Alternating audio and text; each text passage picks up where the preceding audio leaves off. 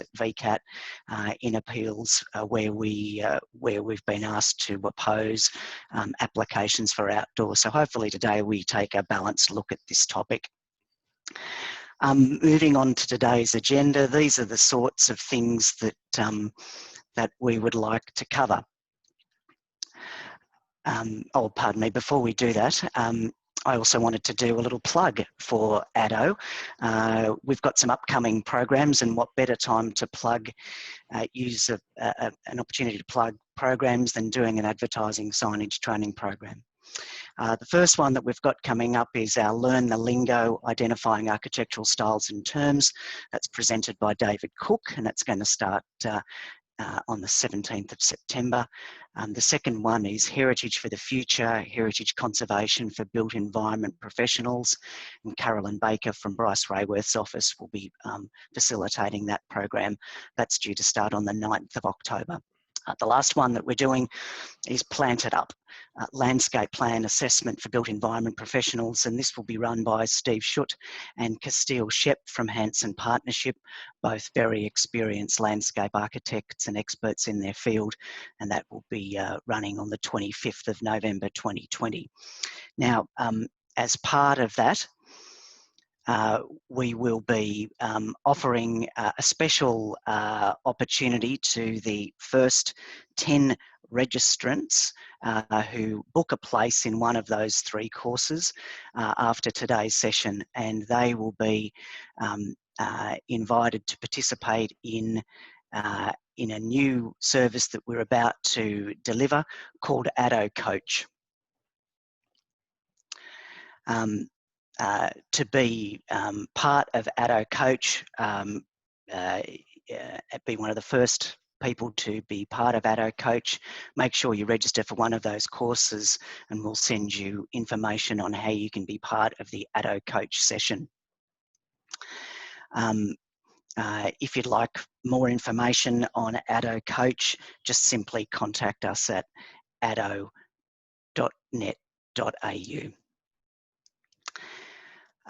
Now, today's agenda.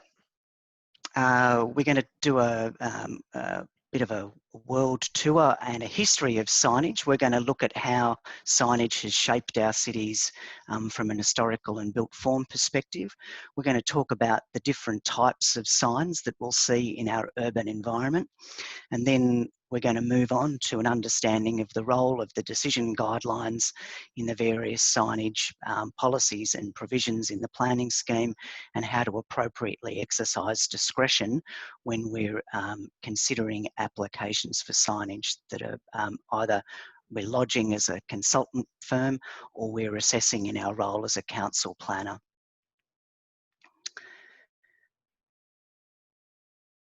All right, Matt, over to you. Thanks, John. All right, good morning again, everybody. I'm going to take you through the first part of today's session, and I'm going to focus on a bit of the history around signage, and then take you through some of the signage matters in terms of land use terms and those kinds of things. So today we will be largely focusing on promotional signs, or major promotion signs, given that they are more contentious in nature in planning. Certainly we have regulations around all sorts of signs, but it's probably fair to say that promotional signs, major promotional signs, and in terms of emerging technology, electronic signs, the more contentious signs that we see in our built environment and in terms of our planning regulation as well. We're going to assume in today's session that you have a general level of familiarity with Clause 5205, and we're not necessarily going to be taking you in detail through the provision itself. Instead, our focus is going to be on various issues associated with signage and its history. Please let us know any questions you have along the way in the Q&A box, and we'll try and answer as many as we can, both through the chat or towards the end of the session when we have a bit of a Q&A session as well. So please do feed them through as we go. And so to a bit of the history around signage, and signage is not a new phenomenon. And it's really something that is a tale as old as human civilization itself. And really, that's not surprising when you think that mostly what advertising signs are trying to do is to communicate a message. And that message might simply be information, such as, this shop is the baker, it's the butcher, it's the candlestick maker. Or it might be promotional in nature, designed to persuade somebody who is reading that message or reading that sign to buy a particular product or a particular service. And signage emerged in the early days of Greek, Roman, and Egyptian societies, predominantly in the form of trade signs. That is, businesses that would put objects or carvings out on their front walls or on their in their window frames, on their exterior, to signify to what at the time was a largely illiterate society where businesses were located and what types of product they offered. This imagery was kind of as simple as using vine leaves hanging out the side of entrances to signify that a business sold wine, for instance. And many of you are probably familiar with hipster barber shops on Smith Street or other places like that that might have red and white barber poles that spin around out the front of their businesses. And those barber poles have their origin in the Middle Ages, from a time when barbers also provided dentistry and surgical services. And again, it was to indicate to members of that society that those businesses were there and that they could seek treatment from those types of places. Signage was mostly an optional exercise. That is, that businesses decided when and if they wanted to include signs, but at the front of their business. But regulation of signage began as early as the 1300s. And so King Richard II required that all English alehouses and taverns must have a sign out the front of their business so that the ale conner, that's the official ale taster of a town, knew where to step in to examine beer and ale to ensure that it was good and wholesome and sold at the proper prices. And while that might seem like it would have been a nice job to have, apparently it wasn't at the time, given that there was varying quality of alcohol and it could cause sickness and death in many cases. Proper regulation of signage in terms of its location and how it's presented really began with industrial booms in the 1800s. And England and France both introduced laws that signs needed to be fixed flat to a wall along a path or a roadway. And the reason why that kind of legislation was introduced was to prevent horse-drawn carriages knocking signs over as they passed and injuring pedestrians. So really a safety issue there in terms of making sure that there was no injury caused by signs that were overhanging footpaths. And in Melbourne, what we see is that signage has generally followed our pattern of development. So in the early days of Melbourne's boom, thinking kind of in the early 1900s, signage predominantly was found along our rail lines and at our railway stations. So you can see in the images that are on this slide, on the left-hand side, we've got a billboard from the 1940s that abuts a rail corridor, advertising or promoting a radio play that was on 3AW at the time. And then if we go to the bottom right, we see signage at Spencer Street Station in the 1940s. And you can see what most of that signage is advertising is really business identification and directional signage at the time. The top right image is a little bit later. That's from the St Kilda Junction in the 1960s. And as we progress through Melbourne's development in the 1940s and the 1950s, we start to see more freedom of movement in terms of people being in their cars and able to move along arterial roads. And this starts to set out the golden age for outdoor advertising. And if you think about what the difference was between then and now in terms of our media landscape and our advertising landscape, opportunities to grab people's attention to sell a message was largely restricted to newspapers and being outdoor and seeing outdoor advertising. While there was some radio advertising, it wasn't as extensive as you see now in terms of ad breaks kind of punctuating every radio segment every 5 or 10 minutes or so. So as far as businesses were concerned, the best chance in terms of advertising spend was in outdoor advertising because more people would see it as they walked past. It couldn't be avoided, it couldn't be blocked out, it couldn't be switched off. And in fact, that's still kind of the marketing mantra that outdoor advertising uses to this day. You can very easily change the TV channel. If you've recorded a TV show, you can skip the ads, but you can't block out or avoid an outdoor advertising message if you're out and about in the city.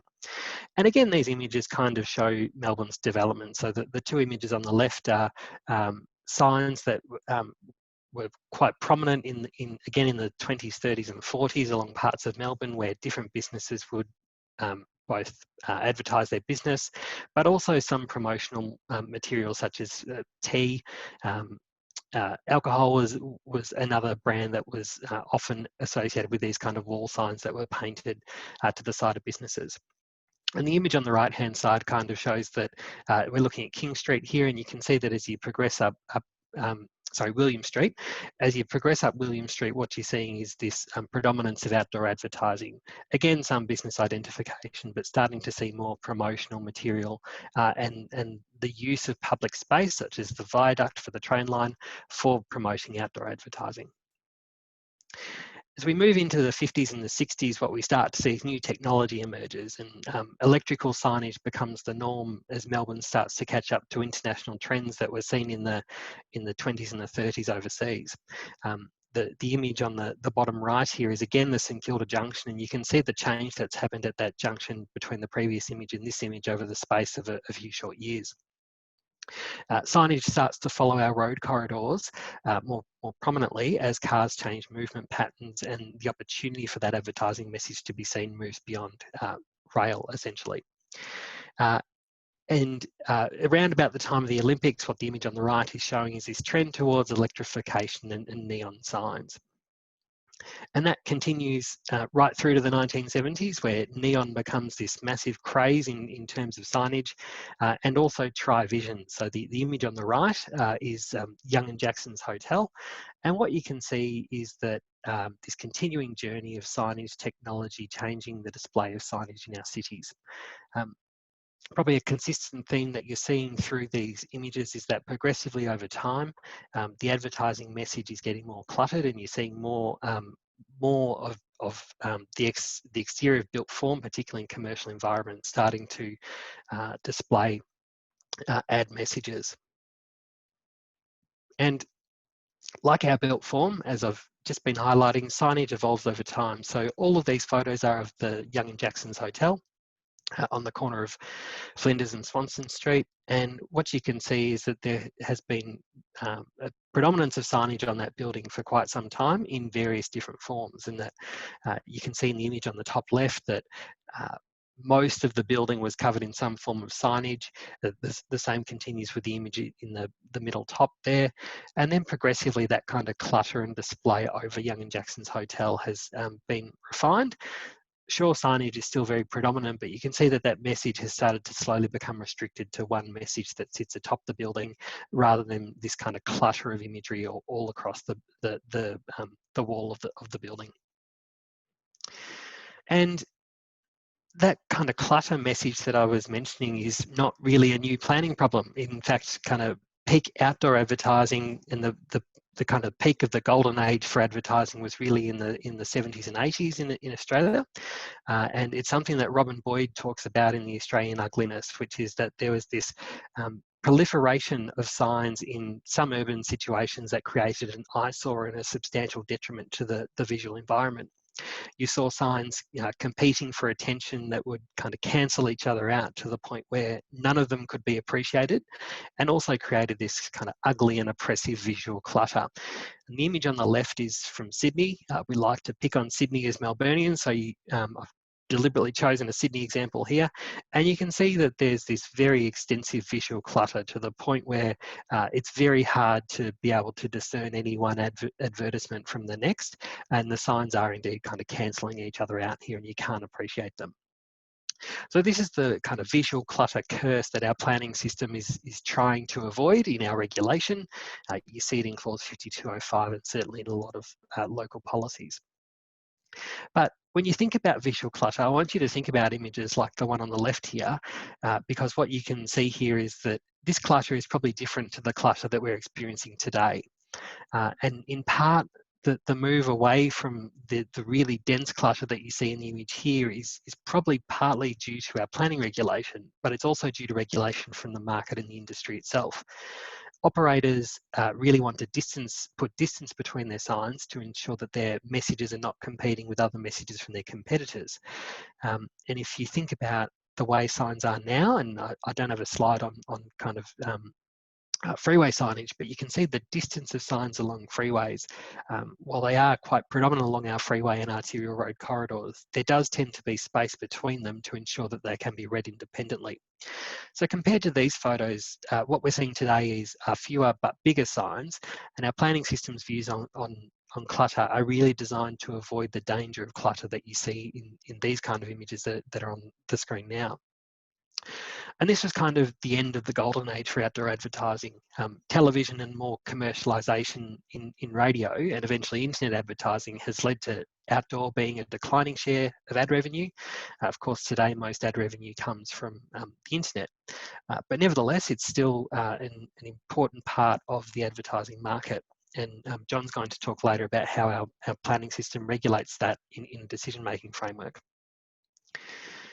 And despite all the clutter and despite all of the negativity around our signage, some of our historical signs have remained iconic, and indeed some of them are on the Victorian Heritage Register. So we know that like our built form, some of our signs have shaped our development and our urban fabric, and we value signs like the Skipping Girl sign, like the Nilex plastic sign, the VB sign that sits just behind it, and other signs as well. And again, this kind of is a mix of both business identification sign, but also to some degree promotional material as well.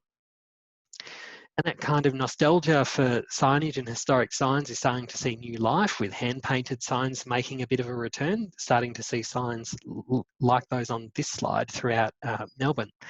And these are all by one particular signage operator who has very particularly chosen to do these hand-painted signs to kind of have a bit of a retro feel and appeal about them.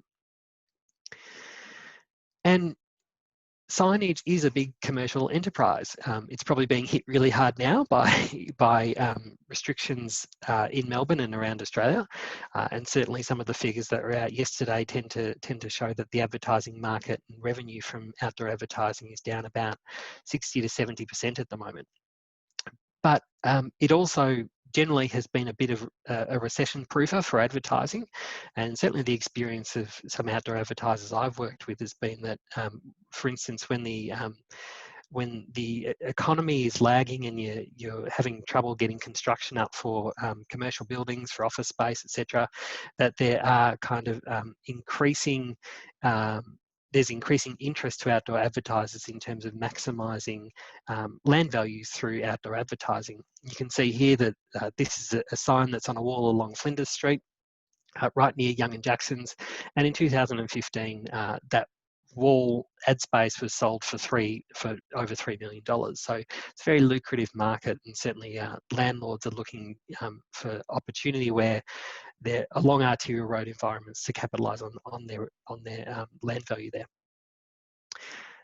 And that kind of moves along to a consideration around what our planning scheme says around signs. And what I want to highlight to you is that different signs have different impacts. And of course, we know that there are various sign terms that are used in our planning scheme and in the language in Clause 5205 in particular. And I want to highlight to you that different policies, particularly at a local level, will require signs to be assessed in particular ways. And that means that we need to think about what the land use, what the signage terms actually mean for particular sign outcomes, because there can be a grey area between some definitions, there can be overlap between definitions too. And it's important to appropriately define signs so that they can be adequately assessed. For instance, there's a pretty big grey area between what's a promotional sign and what's a business ID sign. So business identification is, of course, really about the identification of a business, and the definition of that says that it can include the name of the business, the nature of the business, and its logo. But many business signs you'll see along our shopping strips also include a promotional element to them, and they'll promote goods or services or an event. And in Category 1 signage areas, they're still Section 1 signs, so they don't need a permit. But as you progressively move through the signage categories, promotional signs become restricted. And of course, if that promotional material is over 18 square metres, it's a major promotion sign and needs a permit in all circumstances. So it's important to think about the content and the message that you're seeing in signs, because it changes the way in which you would assess the sign. And touching briefly on a few examples, one that doesn't get a lot of attention is an above veranda sign, and it becomes relevant under a lot of heritage policies in terms of discouraging above veranda signs, but not all signs that sit kind of at a first floor level are above veranda signs. So you can see that it has to be more than 3.7 metres if it's not attached to a veranda. So if you're looking to sign in a context of a heritage streetscape, your building might not have a veranda, but it's not going to be considered this kind of above veranda sign in the context of heritage policy until you start to get above that kind of 3.7 metres. And then again, in terms of whether a sign's animated or it's electronic, this is an issue which has really started to emerge over the last kind of 7 or 8 years as outdoor advertisers move more towards electronic signage. And most of the digital signs you see in Melbourne and around Victoria are electronic signs. But there is some confusion because a digital sign can change its message, but that doesn't necessarily mean it's animated. The definitions here are probably not helpful in that regard, because they do kind of say that an animated sign can change its message, but an electronic sign can be updated electronically, but it doesn't say it can change its message. So it's an issue where we see that our signage terms aren't adequately defined and don't adequately deal with this kind of change in technology over the last kind of 7 or 8 years. That said, it's probably generally difficult these days to find an appropriate location for an animated sign, particularly in a vehicle-based environment. And there's probably only a few spots where I've been able to see animated signs, like the one on the left here, which is in Burke Street Mall. And also, illumination impacts the way a sign is illuminated impacts the way in which illumination is felt by the surrounding environment. So light spill, for instance, is something that will change depending on whether a sign is internally illuminated or floodlit. Where that light spill occurs is influenced by the way in which the sign is illuminated as well. So floodlit signs, often the light spill is more towards the rear of the sign, and that might impact surrounding residential environments. Whereas internally illuminated signs and electronic signs, the light spill is predominantly forward of the sign and usually towards a commercial environment. The final part of the sign I want you to think about is whether it's a high wall or a sky sign. And so they are different types of signs, and you might also think that the image on the left is a pole sign, but a pole sign is restricted in its definition to something that's a lot shorter than this sign and is probably not as wide as well. So sky signs can include signs which are sitting at the top of a building. If they are on the wall of the built form, they can also be considered a sky sign where they project above that wall. Whereas high wall signs are signs which sit below the parapet of the building, but must be more than 10 metres above the ground.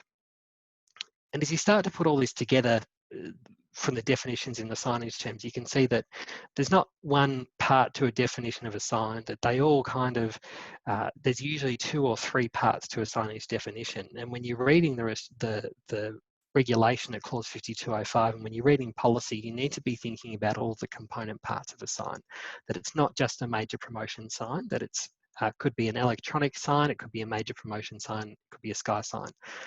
All of those parts will influence your decision making, particularly in terms of local policies, which may talk about where major promotion signs are discouraged or where sky signs are encouraged or discouraged, etc. And when you get into that regulation, you start to think about whether a sign is a use or a development, when is a permit triggered under the planning scheme. And it didn't used to be as clear cut as it is today. And so signs are both a use and a development. But this is something that was before the tribunal in 2010. And if you looked at a planning scheme in 2010, there was no land use term for a sign. And the permit exemptions for signage were listed under buildings and works. And the Planning and Environment Act defined development as including constructing or putting up for display a sign. So what the tribunal said in 2010 was that based on that reading, a sign was a development and it wasn't a use. And then the Supreme Court later overturned that decision by saying that the tribunal had placed too much emphasis on the words in the planning scheme around signage being development and the fact that there was no land use term for sign, and not enough emphasis had been put on the words that were in the Act. So while constructing a sign was development, the Supreme Court also noted that the use of the land included reference to the use of land for the purpose for which land has been developed. So there was a direct connection between the development of the land and its subsequent use. It held that a sign could be considered a use and that signs can accrue existing use rights, at least in part and in some circumstances.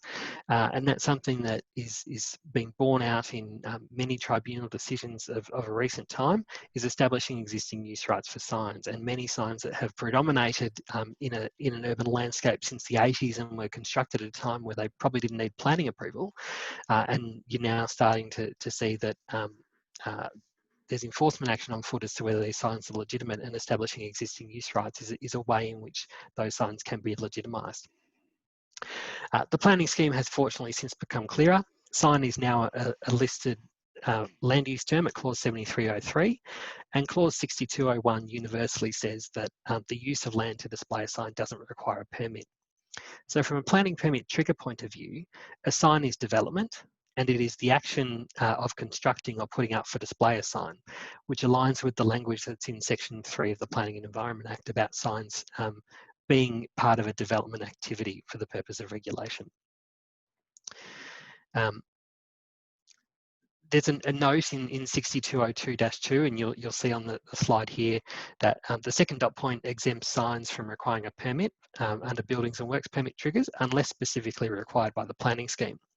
And how that plays out is that, of course, you see that clause 5205 says a permit's required to construct or to put up for display a sign. And the heritage overlay in the capital city zone also includes similar permit triggers. But a common misconception is that overlays like the design and development overlay trigger a permit for a sign under the buildings and works trigger. It actually doesn't because of the operation of 6202-2, because it needs to be specifically identified under the permit trigger within that clause.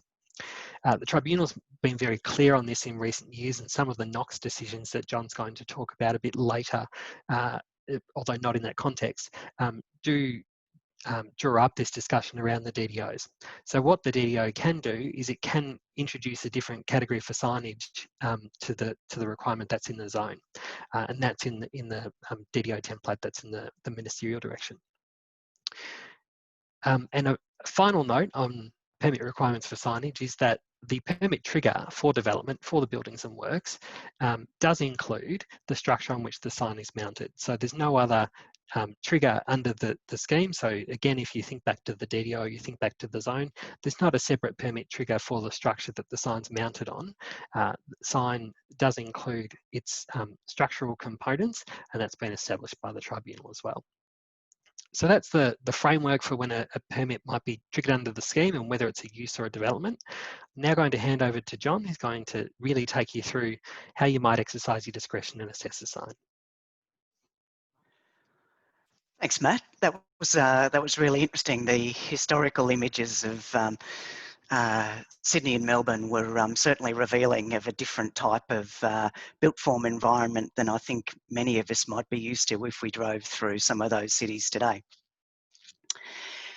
Partly, I guess, those images have informed some of the industry's current position in relation to outdoor advertising, and indeed that of society. And in doing the research for this course, it's not hard to find quotes from notable people expressing a particular view one way or the other about outdoor advertising. And this one I couldn't help but repeat and put in the package of materials today. This is from our former Prime Minister, Paul Keating, who was approached by the Sunday Age about outdoor advertising, having formed some views and publicly expressed those on the topic previously. And his view is that signage is the graffiti of modern commercial life that was ruining Sydney. Now, there may well be that may well be a bit of a reach to blame the ruination of Sydney on outdoor advertising, and I think perhaps he might be somewhat hyperbolic in those comments. But nonetheless, he characterises outdoor advertising as being the growth of that industry as being in direct proportion to the decline in civic amenity and quiet enjoyment of the landscape. Now, he goes on to say, the outdoor advertising industry is in the business of professional ugliness, ripping directly from the public domain assets that are then folded into its wealth. They are generally able to operate under the radar screen. The industry's game is a bit here and a bit there, where no one project produces a groundswell of objection, but where, over time, its activities succeed in marring the whole environment. Well, now, those comments are certainly pretty alarmist, aren't they? And capture your attention much in the same way, perhaps, that outdoor advertising does. The comments expressed by our former Prime Minister have perhaps evolved from some of the textbooks on architecture and urban design that we as professionals probably read as part of our undergraduate studies. Matthew has already taken you to Robin Boyd's seminal book, The Australian Ugliness, but another book that if you haven't read, I would urge all planners to get their head around is a textbook called Learning from Las Vegas. This is a very well-known, and again, I would say seminal piece of literature on city planning and urban design, where a couple of academics used the streetscapes of Las Vegas as the basis for a research project. And of course, what better place to look at when we're commenting on things like advertising signage. Now, for Boyd, the root of the problems with Australian urban architecture and urban placemaking was around our fascination with featureism. And in Boyd's view, featureism is the unrelenting practice of emphasising the redundant and needlessly embellishing anything that stood still. In saying that, Boyd was really hitting out at treating architecture much like cake decoration. According to Boyd, this scourge of featureism can be found in architecture or in the planning of cities or the design of magazines, espresso bars, neo signs, motor cars, gardens, crockery, kitchenware, and everywhere between. Now, Learning from Las Vegas is written after The Australian Ugliness, but it takes a somewhat different and perhaps less doomsday vision of the evolution of modern urban environments. Written by Robert Venturi, Denise Scott, and Stephen Eisenhower in 1972. Learning from Las Vegas really talked about the concept of a city as being a set of intertwined activities that form a pattern on the land. Venturi, Scott, and Eisenhower introduce the concept of the duck, which is the special building that is a symbol, and the decorated shed. as the conventional shelter that applies symbols, and they basically characterise all buildings and structures within an urban environment as being either the duck or the decorated shed. They claim that most buildings are mainly ducks, expressing their abstract forms, ideas about utopianism and modernity despite their best efforts to appear neutral. And they contrasted this to the architecture of Las Vegas, which is mainly made up, in their view, of decorated sheds. These were low, wide buildings to which signs and symbols are applied. And they discuss how Las Vegas is part of a new urban landscape because it is the architecture is related to the highway, the truly modern way of travelling. And they explain at length how Las Vegas's architecture, symbols and signs relate to the function of the city and how it both delights inhabitants as well as serves a purpose. And in that kind of academic framework, then really, I think we might be able to appreciate the role that outdoor advertising signage plays within that broader urban landscape and within that mosaic of experiences, visual images and symbols. Venturi, Brown and Eisenhower raise concepts that tend to challenge aesthetic orthodoxies. Instead of clutter, they posit the idea of variety. They also identify buildings as signs, and in that respect, I think we can point to a few of those in our own landscape too, can't we? Think KFC, think the Pizza Hut buildings and their B17 barn-shaped profiles, or of course the ubiquitous Macca's on every main street and corner. Venturi and Scott and Eisenhower really imagined large signs as sculptural or pictorial elements in the streetscape. And they also looked at signage in the concept of a three-message system. Signs might be heraldic, that is, the sign dominates the view. They might be physiognomic, that is, messages on a building, or they might be locational, where certain signs are located in space. So it's interesting really, I guess, to perhaps think about signage in a different way other than perhaps Boyd did, in terms of it perhaps being contributing to featureism and creation of ugliness. But perhaps sometimes the view might be that signage actually has a different role in the urban landscape, and it plays that role, for better or ill, in making up the complexity, diversity, vibrancy and interest of our urban areas. Now, in that space, though, planning schemes have typically taken a different view, haven't they?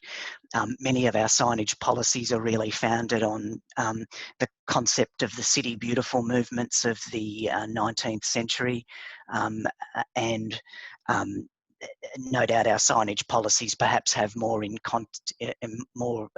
common with concepts of the garden city than they do with Venturi and Brown's view of a modern urban landscape. In a very real sense, policies in planning schemes adopt a less is more approach to signage. But really, is that approach, that is less is more, helpful in understanding the contribution that signs make to the urban landscape and the way in which we're meant to assess them as planners? In the case of Mannion and others, and Monash, a 2012 case, Membakini really made an observation, I think that's a very fair one, about the position that planning schemes take about advertising signage, and that really is that signage should be generally discouraged. And in particular, in the city of Monash, Membakini said, it also rests on the assumption that major promotion signs in Monash should usually be rejected, and Membakini was reasonably critical of that approach, saying that in a free market and a competitive commercial environment, advertising has a clear space, a clear place in that context. signage has some role to play. Now, Member Keeney went on to say he thinks it's an acceptable strategic position for councils to identify where it might encourage or discourage signage for a variety of reasons, but it is another thing altogether to effectively prohibit a form of advertising that is otherwise held to be acceptable in our community. And so certainly I think Member Keeney was picking up on a trend that perhaps started even before Robin Boyd's assessment on featureism, but has continued to the present day. So as planners, really, we're not meant to be perhaps quite as hyperbolic and emotional as our former Prime Minister Keating was in his fairly strident assessment of the disbenefits of outdoor advertising to our urban environment. Instead, we're guided by the content of the planning scheme, and the most obvious clause for us to look at is clause 5205. Certainly in the outdoor advertising signage assessment process, I think it's fair to say that major promotion signs are the most contentious aspects of the signage matrix. Nevertheless, though, that form of signage has been and remains a significant part of the character and development of our city. Local policies typically will discourage the display of large format signs like major promotion signs, and very often too the approach of us as statutory planners is to use policies as a form of regulation, particularly around the growing medium of electronic signs. That said, Clause 5205's language is actually facilitative of signage, certain types of signage in the right locations. So 5205-6 sets out a number of locational principles for the location of major promotional signage, and they are that signs are encouraged in commercial and industrial areas provided they complement or enhance the character of the area. They're encouraged in areas with a strong built form character, where they are not dominant elements in the streetscape, and discouraged in forested or tourist or scenic routes or landscape sections of freeways, open space reserves and corridors and waterways, or areas where they will form a dominant visual element from residential areas within a heritage place, or where they will obstruct significant view lines.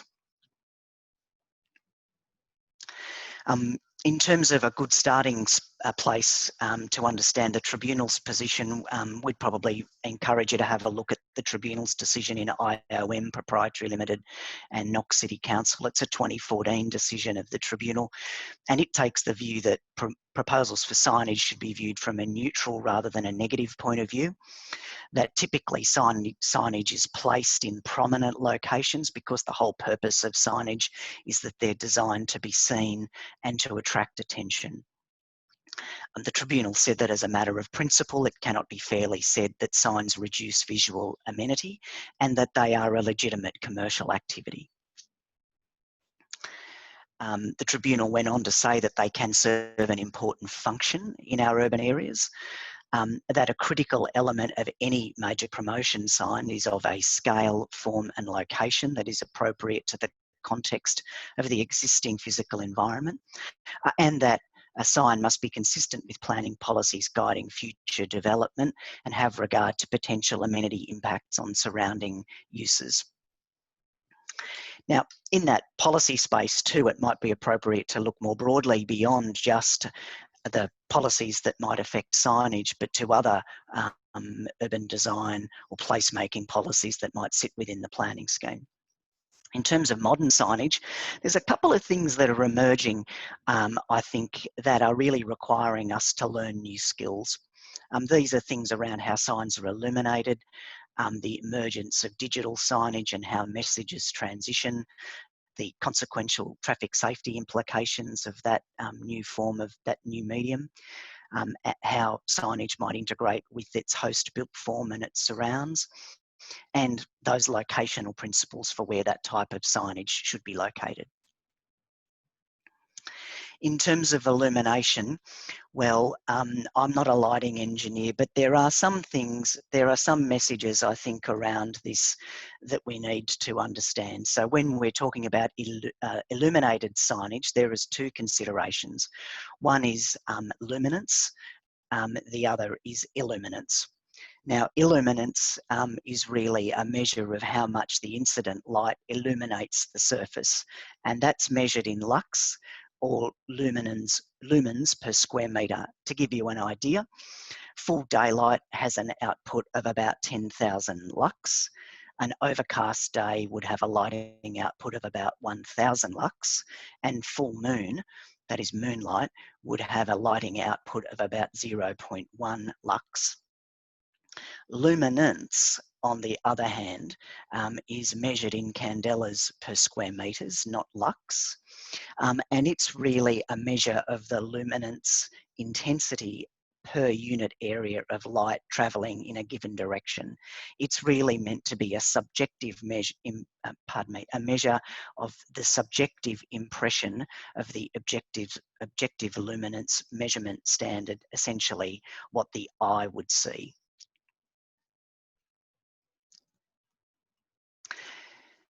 Now we'll see a lot of illuminated signs in the landscape, and these are some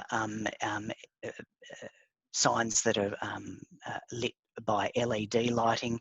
And the purpose of these is, a feature of these signs is that they're quite different from our old floodlit signs. So what you can see is that the light levels adjust during the day and night, obviously, depending on the background level of lighting. And of course, in that bottom image, in that image on the far right-hand side of the screen, you can see that as you get to the side of the signs, the lighting output of the sign is quite restricted because we're not seeing the full face of the sign. So the viewing angle changes the perception of lighting of those types of signs. The Department of Transport is clearly interested in the lighting output of signage as well, but they're also interested in the case of electronic signs, the dwell time of the message to ensure that drivers are not distracted by that change of message. And they will place conditions on signage, on electronic signage around dwell time, anywhere from 20, 30 to 60 seconds, as well as imposing veiling luminance requirements about the lighting output of the sign and the luminance levels of that sign when seen by the human eye. When we're talking about integrating signage with its surrounds, we really need now to think about a couple of key terms, and the tribunals posted a number of decisions which are helpful to decision makers to understand what this means. So when we talk about clutter, which I think is a very misused term in the context of signage in the urban environment, we understand that clutter is a conceptual context. It's guided by policy rather than being an absolute numerical proposition. So there will be some circumstances where you would expect to see a proliferation of outdoor advertising, and others will be quite the contrary. And in that situation, it's really not a question of how many, rather, but what the policy settings of that area would expect us to see. Now, we understand too that clutter is linked to order or disorder. And a question that we should often ask ourselves in that assessment is, would the sign be disorderly or out of place? And in that conversation, I'd urge you to read the Tribunal's decision in Kashinda Proprietary Limited and Whitehorse City Council. The other thing that we're frequently asked to assess these days too is not only the signage itself, but how the sign projects to the viewer, that is the sign panel, but how the sign is viewed at the rear of the signage structure, and whether any measures need to be taken to clad, the signage structure, and the other plant and equipment that might be necessary to illuminate the sign. And for that sort of discussion, you might have a look at the Media Proprietary Limited and Port Phillip City Council VCAT 480 for a discussion on that topic. But perhaps the key question is really, how does the signage and the signage structure respond to its place and its surrounds? In particular, the Tribunal has issued a number of decisions recently involving the City of Knox around broader aspects of policy, and not just signage policy, on how the signage and the signage structure will respond to the sensitive landscapes, in this case of the Dandenong foothills. And relevant cases here are drive-by developments and Knox ×2, and Maple Media Proprietary Limited in Knox, and they're cases that our office was involved in on behalf of the City of Knox. We would urge decision makers to consider what the locational principles of Clause 5205 mean in the context of the broader consideration of landscape and placemaking principles that are expressed in the planning scheme. Now, fundamentally, the question is this an area where the form of signage that is proposed is encouraged by 5205? Now, what the Tribunal has said in Reconcile Proprietary Limited is that if these principles are met, then perhaps an assessment against local policy might not prove to be all that helpful to decision makers.